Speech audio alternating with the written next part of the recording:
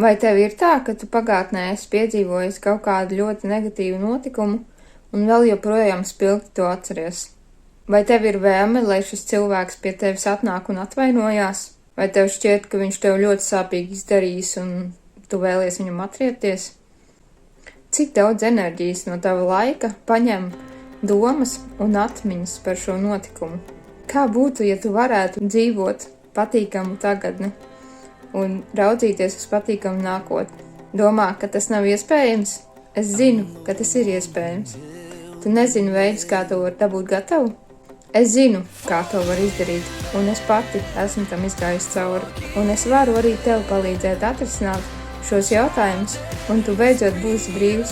Tev vairs nevajadzēs, lai tas cilvēks nāk un tev lūdz piedošanu. Tev vairs nebūs atriebības domas. Tev būs vienkārši patīkami dzīvot tagadni, un tu beidzot varēsi koncentrēties ar visiem 100% uz to, uz ko tu tiešām vēlies koncentrēties un ko tu tiešām vēlies darīt. Es saku pēc savas pieredzes, ir vērts.